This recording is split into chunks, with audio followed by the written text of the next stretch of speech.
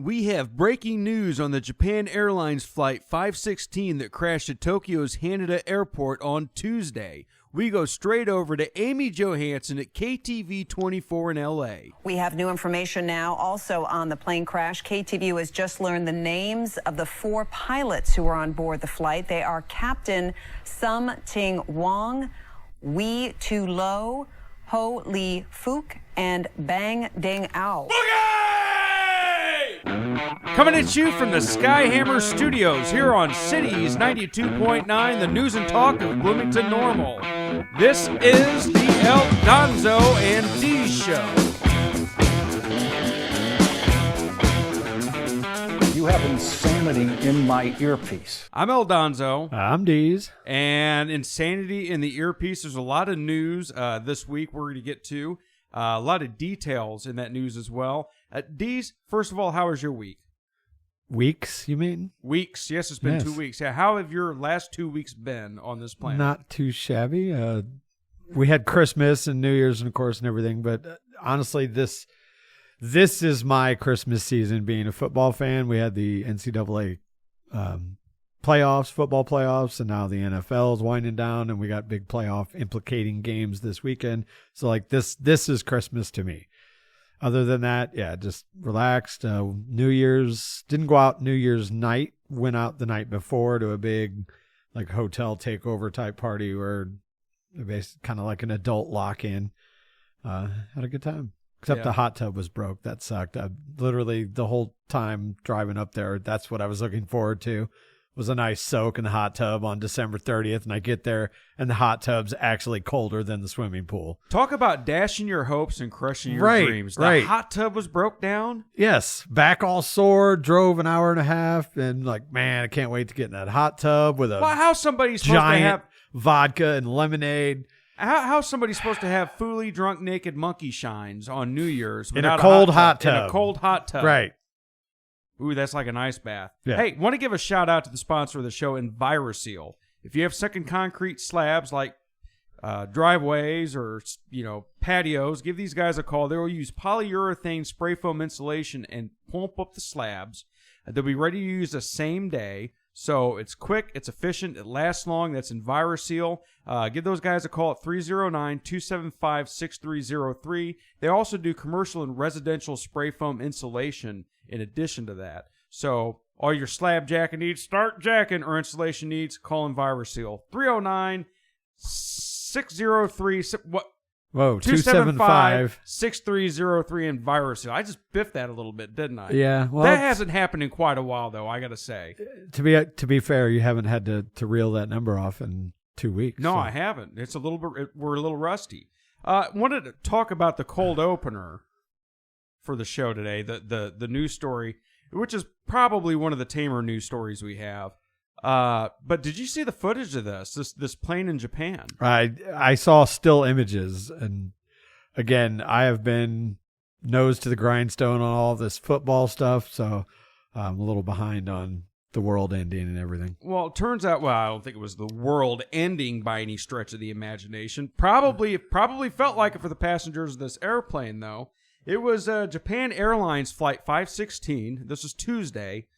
Was coming in to land. It was cleared to land, and a Coast Guard plane was coincidentally cleared to take off at the same time. Now, when this plane landed, it hit the Coast Guard plane. Now, we still don't have a lot of the details. We obviously got the pilots' names, but we don't have all the details yet.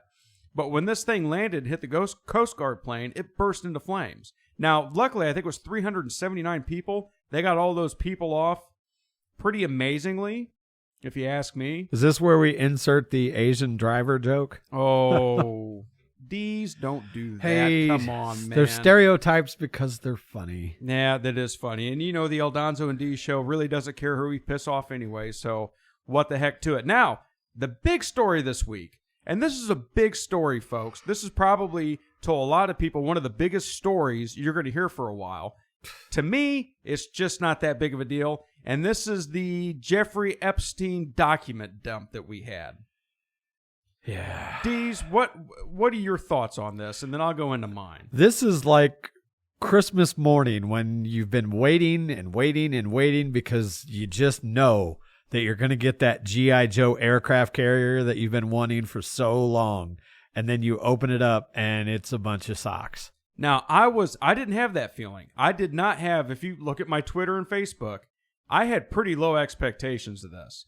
Now, we're going to get into more details about this later on in the show, but I knew there was no way that anything salacious or damning was going to come out of this. There is no way they were going to do that. No, it was mostly, like I said, there were a couple little crumbs, but nothing that we didn't already know, i.e. the Prince Andrew thing, and that Clinton was a close associate. Everything else, all the names that were dropped, names that meant anything, were not even really names that had been to the island as much as they were names that were dropped in that Jeffrey knew these people. Well, I'll give you an example. David Copperfield. David Copperfield. No, I think you were right the first time. Yeah, Copperfield. Yeah. That's been a joke for, I think, 15 or 20 years. David Copperfield. So anyway, he was mentioned in that. And Yeah. he was one of the Does that was mentioned, Doe 10, I can't, or 38 or whatever he was. Who knows? So you see that, though. Stephen Hawking was a bit of a surprise. Yeah, something about Stephen Hawking having an orgy or something. Yeah. I can't even get that. How does that even work? I don't know. Ask Stephen Hawking. Maybe there's a button for it. I don't know. But this whole David Copperfield thing was a really good example of how they got everybody juiced up and kind of dropped that David Copperfield may have known. So you're expecting, Copperfield was there with, 3 or 4 underage girls. Not the case at all. It turns out that David Copperfield went to a dinner and did some magic tricks. It's like, well. But he allegedly said something to one of the victims about, that they have girls. Correct, but there's nothing damning really against anybody in this. It's like, doesn't he have a lawsuit in a separate case about? No, he was tried for sexual assault and, to my knowledge, found not guilty of that. No. That was years ago. Where there's smoke, there's fire. Well, yeah, you can say that, but hey, nothing. Watch this. damning I'm going to make came my out. career disappear. Now, one thing that got me was this made headlines about Bill Clinton likes younger girls. Well, he's a pervert. We've known that. Well, yeah, that's not news. But that's nothing that's going to cause him to be indicted. Could you imagine Stephen Hawking trying to dirty talk with that computer voice? You know what? If you would have said that before the show, I could have brought something up. Could have had that narrator in Windows. Right, yeah. Who's That'd be been hilarious. a bad boy. But anyway, so yeah, the Epstein thing, we'll get into that. There's a lot of details going on here. One of the reasons I don't think that we're really going to see anything come out of this. Well, there are more documents coming. Like, this was just the first of whatever. I'm just hoping that there's at least a little more juice in the rest that's coming out. I don't really anticipate it until the key is what's her name? Ghislaine. Like, she knows who the people are, but she also knows that if she opens her mouth, she's going to get double tapped to the back of the head. Well, we've got the story too. Ghislaine Maxwell's coming out and claiming sexism now. I don't know if you saw that. We're going to get into that. But one of the reasons I don't think we're going to see anything is with all of Jeffrey Epstein's connections, there's a lot of talk that he was being utilized by Mossad in Israel, that he was actually an FBI tool. So I got a question. If he's this high up in government, and he's got all this, you got to remember something about Jeffrey Epstein. It was all about all the blackmail stuff he had on people. He was setting these people up. Now, when the FBI or the Department of Justice went to his islands, after they put him in jail, they took the safe that supposedly had all the blackmail evidence in it. The United States government has that right now. You're talking about the story that where they said that he trafficked this one particular girl to all the politicians and even a prime minister. That's part of it. Yeah. That is part of it. But you're going to tell me that the first thing the federal government didn't do once Epstein got popped was protect all the people in the federal government? Are you kidding me? They're on a long list of things that the federal government has done. That is about one of the tamest things I could think of, to be honest with you. We're going to get into that as well. Here's another thing. Another theory is that Jeffrey Epstein isn't dead. That he's in protection. That would not surprise me either. No, how could it surprise you? Yeah. Now, go ahead. I think he probably is. I think they just decided that the best course of action would be to off him. But I wouldn't be shocked if he was alive. But I think he's dead. I think they were like, let's just destroy all these documents that are in the safe, and he quote hung himself in prison. Well, there's one thing we can all agree on here, all of us. I mean, the two of us, but I think everybody listening to the show right now, whether it's on YouTube or you're listening to it on the radio, there's no way Jeffrey Epstein killed himself. No. And we've got more of that to come up too. This Jeffrey Epstein is going to be a big deal, and there's a lot of these details of this that I want to revisit because we have not talked about it in a while. Now, one more thing. The school shooting in Iowa, the 17-year-old kid. Mm. There's a lot of news around this. I guess he managed to kill a 6th grader and then injured 5 other students, I think it was, just 2 days ago. This has been pretty low in the news. Come to find out, if you haven't heard it, you're hearing it here, is that this kid was an LGBTQ advocate. Now, does that really make a difference when you go and shoot up a school full of kids? No, but that's something that most people want to know about is what was the shooter's motive? You know, what were their social media posts? And I guess the mainstream media is having a complete meltdown that we are curious about that. I.e., if some white guy that voted for Donald Trump goes and shoots up a school, then they got to pry deep, deep, deep into his background and his history and see everybody he voted for. But if an LGBTQ, LMNOZ, whatever the heck they are, goes in and shoots up a school, then we got to keep our mouth shut. We can't be looking into that because that's none of our business. No, if it were, like you said, a right-wing nut job, it would be 12 articles deep on every website, every news channel, everything. Just like Audrey Hale in Nashville. Yep. So anyway, we're going to take a quick break. We'll be right back here on Cities 92.9. This is the El Donzo and D Show. We were talking in the last segment about a lot of different topics that came up this week in the news cycle. One of them I want to get back to is the Perry High School shooting that happened on Thursday in Perry, Iowa. The kid, I guess that shot up the school, 17-year-old Dylan Butler, who is a student there.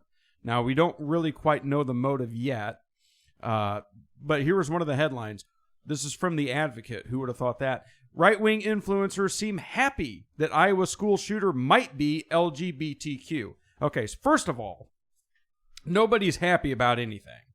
I wasn't spiking the football that the kid had a LGBTQ plus whatever the hell he is social media page. Nobody's happy about this. Nobody's happy when the school gets shot up. I'd rather just the school didn't get shot up. I don't care what their issue is. To lean in and make it about politics, I think is jumping the gun a little bit on this. Now, the other thing, though, is just proves that not everything that happens is the fault of conservatives or people that voted for Donald Trump. But I guarantee you right now, there's people out there that are somehow coming up with a concoction, because this is how sick these people are. They already have. Coming up with a way to blame this kid's problems on conservatives. Now they're saying he was bullied and all this stuff because he was LGBTQ. He identified as them, they, or him, he, or something, him, haw, he, haw. I don't know what it is. They're already doing that at this point. They're already doing it. And this is just like Audrey Hale, like we talked about. She was obviously trans. She obviously had an issue with the school. But they still haven't released her manifesto yet. No, and they probably won't. And they probably will not. Well, they don't. It's filed away right next to the Epstein client list. Yeah, really? Yeah, right? There's certain things they want to let out and certain things they don't. If it benefits them, they'll do what benefits them. And in this case, it's obviously beneficial to keep anything. Here's one for you. Officials have identified 17-year-old Dylan Butler as a student who carried out the shooting at Perry High School in Iowa.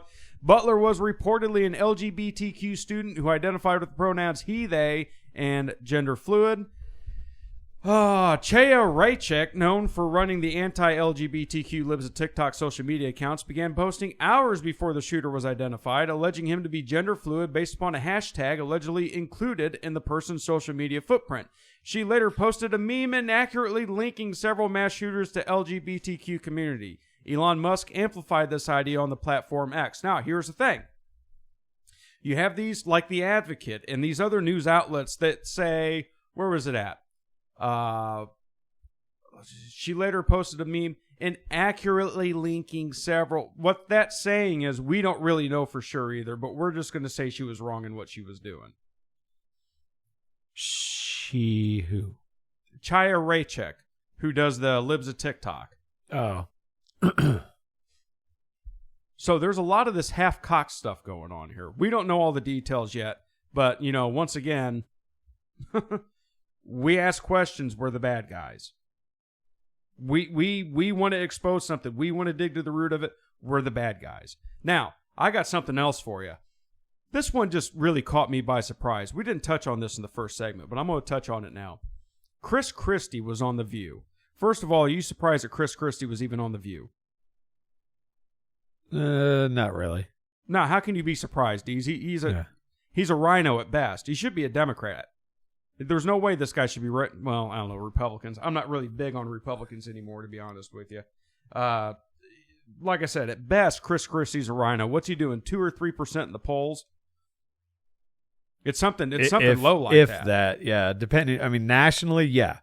There's a few states where obviously he's doing a little bit better, but yeah, it's down there. He's a fart in the wind, and we're going to play the audio for you. He was pretty much just asked, if he becomes president, would you pardon Donald Trump? Now, first of all, pardon him for what? Your question is, what's he been tried and convicted of? Dees? Nothing. Trump? Yeah. Yeah, nothing. No, nothing. Yeah. So anyway, we're going to play this for you. We're going to get more in depth on it. This is Chris Christie blowing hot air on The View. Let it roll. If you became president, would you pardon him? No. No. No. No. And the reason is because one of the things, as a governor, I issued pardons. And one of the things you have to do is look at the person. The person has to accept responsibility for what they did. Do you think Donald Trump will ever accept responsibility for anything he did? It'd be really the easiest pardon decision I would ever have to make as president. You don't accept responsibility, too bad, go to jail. So I got a couple issues with this. He hasn't been convicted of anything. When they did the impeachment about the January 6th deal, he didn't get nothing stuck there, right? Uh-huh. So what's there to pardon him for? And then he comes out and says, what did he say? Because he didn't show humility. He didn't regret. He didn't. Well, let me tell you something. If you haven't been charged or even convicted of a crime, what do you have to regret? What do you have to feel bad about, to feel sorry about? And even if you're going through trial, I got a question, Dees. If you're on trial for something, okay, and you hadn't been convicted yet, would you sob and tell everybody how sorry you were for the things that you haven't even been convicted of doing? No. What Chris Christie said makes no sense. Now, here's the best thing about it. They may as well have had, I don't know, the guys from the Swamp Show down in Florida on there talking about being president. They may as well have had a guy that runs a gas station on there talking about being president, because they have as much chance in the world of becoming president of the United States as Chris Christie does. Right. And between Christie and Nikki Haley, the Democrats, have you noticed the Democrats are not getting behind Joe Biden at this point? They're getting behind Nikki Haley. What does that tell you? When you have these Democrats and the people like The View going for Christie, going for Haley, that's like their thing of Operation Chaos. Let's get these people to get the Republican nomination. And if you want to talk about grasping for straws, that's almost the definition of it right there. What do you think, Dees? Yeah, I agree. I mean, it's almost inconceivable at this point. And we talked about this, I think, a couple weeks ago. To us, the lengths they're going. Okay? The lengths that these people, the elites, that the liberals are going to do anything they can because they're scared to death of Donald Trump. That is their boogeyman. Now, I do believe that there is a faction of these people that just a little bit want this guy to be elected president again. They want to have that scapegoat. They want to have that person to fear and pin everybody on. But I think the majority of them are scared to death of him. Now, at what point, after all of this stuff going on, and all of these attempts, the indictments, the impeachments, the smearing, the false out, the flat out lies, the falsehoods. We talk, when you've got members of the intelligence community getting together to throw an election and lie, at what point are you going to go to keep Donald Trump from becoming president? Now, we're going to find out. We're going to find out, and don't put assassination off the table. I'm telling you right now, do not put assassination off the table. I don't, as we've been coming into this, and we've talked quite a bit about this, will there be an election in 2024? Dees, I know your opinion as it stood for a couple months. Does it still stand the same that there will not be an election in 2024? It's looking like there will be. Everything that, whether it was Ukraine and Israel, Gaza, that stuff seems to be dying down. You don't really hear a whole lot about it. I honestly thought things would have kicked the rodeo off by now. I won't be surprised if they ramp back up, and of course we still got China and Taiwan, and that could become an issue. But as of right now, it looks like it might actually happen. I still strongly stand by my statement, though, that Joe Biden won't be the candidate. I think by spring they will get him out one way or another, most likely with this whole Hunter Biden situation. Yeah, which is a major thorn in his side at this point. I think they're going to use that as leverage to get him to drop, although we won't hear that as the reason behind closed doors. I think that's what they're basically going to do. I think the Democratic Party is going to sit him down and say, look, we'll get your idiot out of all of this mess if you just ride off into the sunset and let us go with Gavin or whoever. Well, like I said, it's always developing on what's going on. I think all this stuff is intermingled, and I think they're going to pull out all the stops. If that means keeping that corpse in there and not having a 2024 election, I would 110% buy that. I got a question. We're going to move on a little bit. The story I wanted to get to. Have you watched The Sound of Freedom yet? Yes. Okay, what did you think about it? It was decent. I liked it. There was, of course, Sound of Freedom. A little slow at times, but it was all right. It is slow at times. It's about a guy that worked for, I believe it was the Department of Homeland Security, and we'll get more into that as well in the next segment. Worked for the Department of Homeland Security, popping pedophiles, and then decides that he's going to go rogue pretty much and go down and start saving the children instead of waiting just to pop the pedophiles that are, I guess, ordering them or lining them up. All right. Now, something I didn't, and I just recently watched this. I had been meaning to watch it for quite a while. Something I didn't realize, though, was the angst a lot of people have over this because it doesn't revolve around, we were talking about this earlier, the LGBTQ situation enough. Have you heard this? No. There's absolutely, we're going to get into that in the next segment. We're coming up on a hard break. But there's a lot of people saying that it didn't really focus on the real issues of why child trafficking is a major thing. And that's because of LGBTQ children and the homes they live in and them being bullied. And that was not at all the narrative when the movie was actually out. Right? All right. So anyway, in the last segment, we were talking about The Sound of Freedom, which was a story of Tim Ballard. And Tim Ballard worked for the CIA, then the DHS. And while he was working for the DHS, popping pedophiles, like end users of child pornography, he decided he was going to go and start tracking down children. And he ended up on a mission in Colombia, and the DHS pulled him off of it and said, "You're done, you're coming back." And that's when he made the decision to quit. And then he started his, the Underground Railroad, right? Basically, yeah. Yeah, for children that have been sex trafficked. So when he did that in 2012, when he went rogue, pretty much, he didn't have a job. Glenn Beck got behind him. Glenn Beck supported him, gave him the money to do this stuff. He did a lot of good things. I can't remember. Do you remember the number of children that he rescued? I do not. It was somewhere in, I think, the hundreds or something like that. Anyway, this man devoted his life to saving children that had been sex trafficked. And the film is a little difficult to watch at times. Would you agree with that, Dees? Yeah. I mean, there's some times that I was tearing up in the film, thinking what these kids went through, and then thinking, of Tim Ballard's sacrifice to save them. So anyway, there's two things that go along with this story. So, first of all, they're now coming out and saying that Tim Ballard had been sexually grooming women and couples while he was undercover trying to get these kids, which I think is coming out at the absolute right time, both A, as a distraction, and B, isn't it funny that when you have people that come out that really want to take care of children and really want to bust sex trafficking, all these left-wing lunatics get together and come out against them. Mm-hmm. Isn't that funny? What? Don't you think even if you did have a priapism for Tim Ballard, you could just at least let this go for the work he's done? And then just like anything else, this Me Too bull sticks. They come out of the woodwork, and all these people are popping up. Well, he did this and he did that, and I was supposed to act like his wife, but he really wanted to have sex with me. I got a hard time believing somebody like Tim Ballard would have that much of an ulterior motive for when he's going down there and rescuing children. Now, just like anybody else that's been accused of a sex crime, this guy hasn't been really charged and hasn't been convicted yet of anything.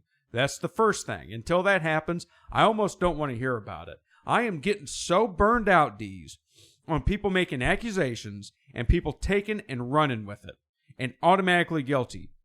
You know, this, whether we live by this or not in this country, you're innocent until proven guilty. I know that's not the way it seems to go most of the time. Mm-hmm. I don't care. That's how it should be.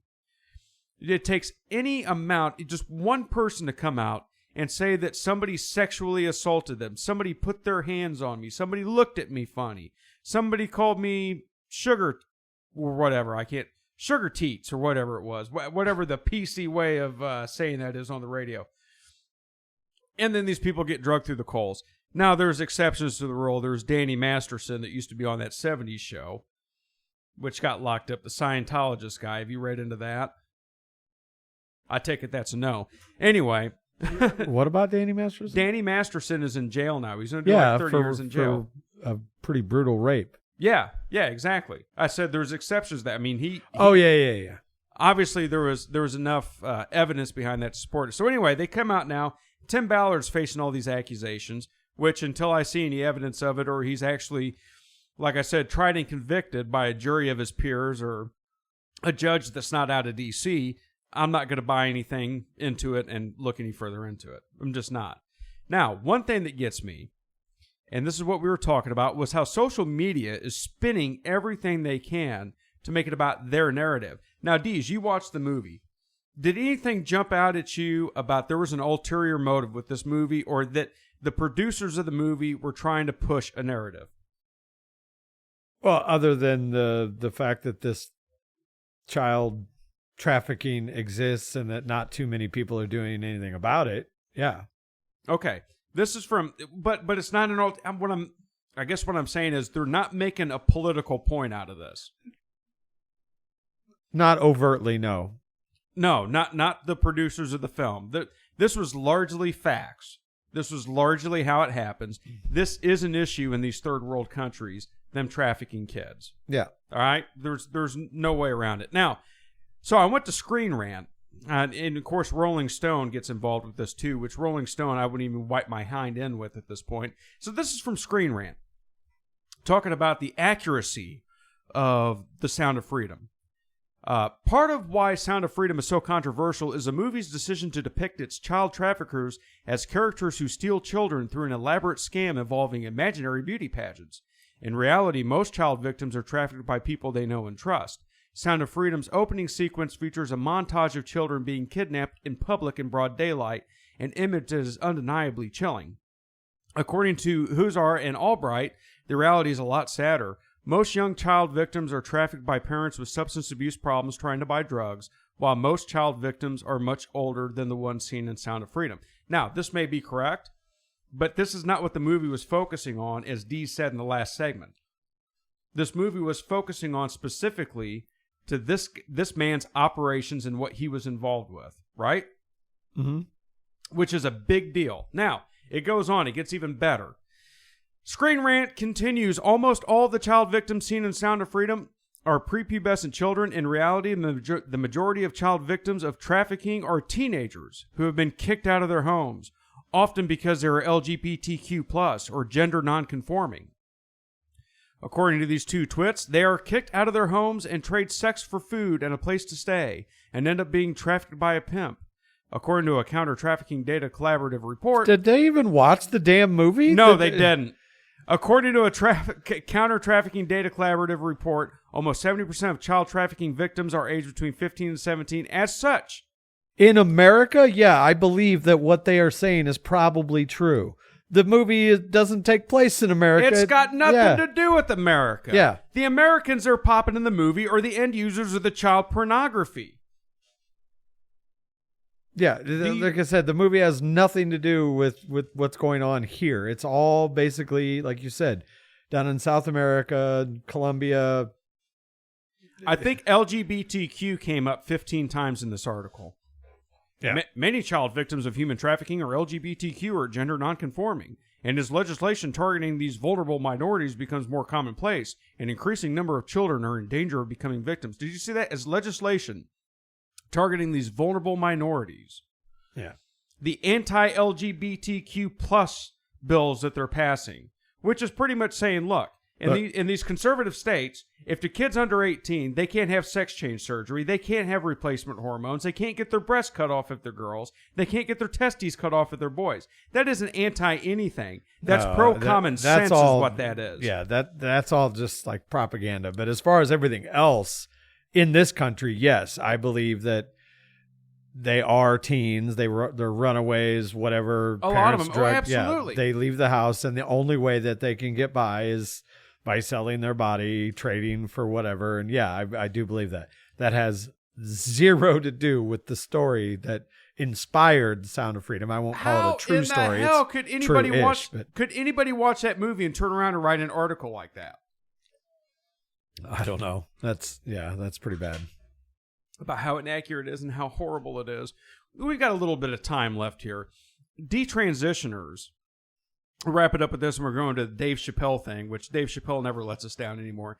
Detransitioners say they face vitriol from the trans activists they previously considered a second family. A lot of these detransitioners are coming out saying that when they were young, when they were teenagers and decided to do this, that they were confused, they were depressed, they had mental issues, they had family issues, and they got these doctors and these trannies online they go and talk to, and they're all encouraging them, telling them they need to do this. They're doing irreparable harm to their bodies.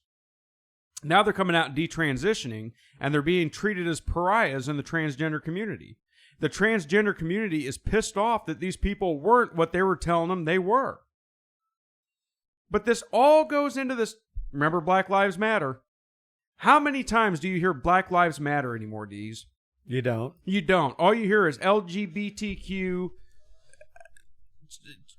transitioning, transsexual, transgender, all this bull sticks. It's the new fad, and it's ruining people's lives. I know people personally. I know somebody that has a daughter that thinks she's a trans person, and she's clearly not, and she's got a head on her shoulders, and she's coming around to this. Thank God. You just got to let kids be kids and not plant stuff in their heads. Let them go through their phases, whatever the case may be. That's right, Al. You know what? Dave Chappelle paints a really good picture of this. We're going to touch on that and why he's probably getting kicked off of Netflix again here pretty soon when we come back on the El Donzo and Deez show. And we're going into this thing. We mentioned in the last segment, Dave Chappelle did another Netflix special. And as the liberals say, he just hasn't learned his lesson. Now, if you remember, he came out and called them the alphabet people and had some pretty serious trans jokes we thought were funny in the last Netflix special he had. Now, mind you, Dave Chappelle is not a conservative by any stretch of the imagination. Would you agree with that? Yeah, he's not liberal either. No, but he's not one of these far-right guys like we are. No. He's just got what we like to call nowadays a little bit of common sense. So in his Netflix special, he got himself into some hot water, I guess, because, well, he was talking about the first time he met Jim Carrey, which was on the set of Man in the Moon. Have you ever seen that movie? Years and years ago. All right, yeah. So Jim Carrey portrays Andy Kaufman, which, to be honest with you, Jim Carrey's so over the top in what he does. I thought it was always... I didn't see Andy Kaufman in the movie. I didn't really care for it because of the way Jim Carrey acts, but I did watch it. Andy Kaufman was a great comedian. So anyway, Dave Chappelle's talking about the first time he got the opportunity to meet Jim Carrey. And he goes to the set. He's called onto the set by a friend of his who's working on the film and says, "You want to meet Jim Carrey?" And Dave Chappelle jumps at the opportunity to meet this comedian, somebody who he admired, and was playing somebody he admired, and it went awry. I mean, I guess Dave Chappelle wasn't happy about this. So we're going to cue this up. This is Dave Chappelle on his Netflix special talking about the first time he got to meet Jim Carrey on the set of Man in the Moon while he was portraying Andy Kaufman. Roll clip. If you became president, would you pardon him? Wrong clip. No. That's absolutely not it. That is absolutely not it. Let's try that one more time. Here it is. Roll clip. Any of that. I just went there to meet him, and when he walked into the room where we were supposed to meet, I screamed, "Jim Carrey!" And everyone said, "No!" Call him Andy. And I didn't understand. And then he came over and he was acting weird. I didn't know he was acting like Andy Kaufman. Just like, "Hey, how you doing?" And I was like, "Hello." Andy? Now, in hindsight, how lucky am I that I got to see one of the greatest artists of my time immersed in one of his most challenging processes ever. Very lucky to have seen that. But as it was happening, I was very disappointed. Because I wanted to meet Jim Carrey, and I had to pretend this was Andy Kaufman all afternoon. And he was clearly Jim Carrey. I could look at him and I could see he was Jim Carrey. Anyway, I say all that to say, that's how trans people make me feel.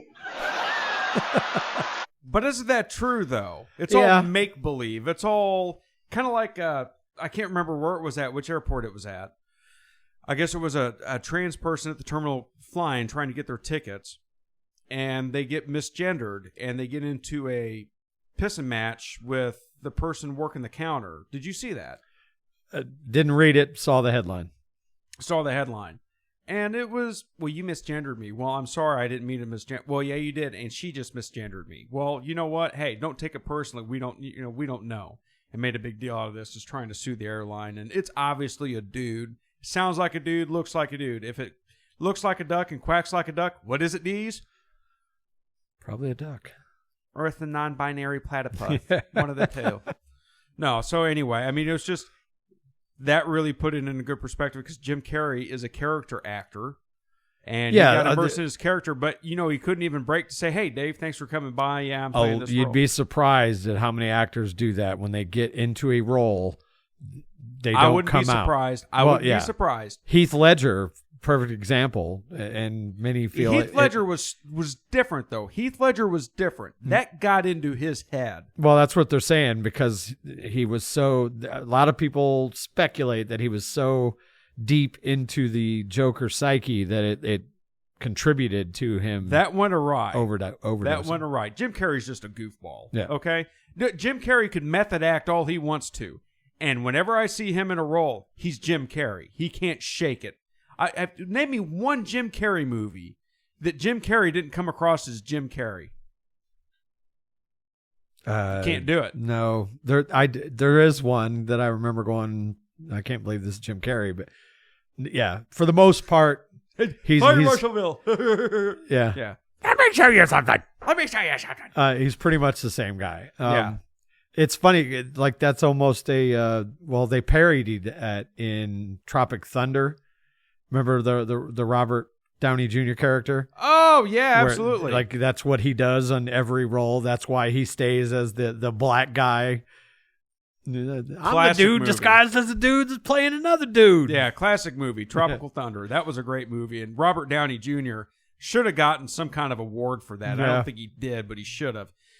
Anyway, moving What on. do you mean, you people? Yes. We're wearing Mother Nature's camouflage. No, that was a good film. So, let's talk about the Epstein thing. We got a little bit of time left in this segment. We'll kick off the Epstein thing. I read this, and we'll get more in depth with Mr. Epstein, who did not kill himself, coming up here in the second hour. Check this out. Jeffrey Epstein said if he revealed what I know about both candidates, 2016 election would have to be canceled. Supposedly, he told his brother Mark Epstein that he knew so much about Trump and the Clintons that if he let it out, this would have to be canceled. They'd have to cancel the election. It'd be so damning to both of them. Now, I buy it with Clinton. I buy it with both. I don't know, and I'm going to tell you why. I'm going to tell you why I'm not so sure what he's saying is true. Now, I've had conversations with my brothers. Now, let's take my brothers out of it. These, if you came to me and said, man, I've got dirt on these two people, and holy cow, dude, if it ever got out, they'd be ruined. Do you think I'd be like, oh, that's nice. Well, yeah, keep that to yourself. No, I'd be like, dude, tell me. And you'd end up telling me, wouldn't you? You'd be like, dude, don't say anything to anybody. So either this guy knows or he's making it up. That's my point to it.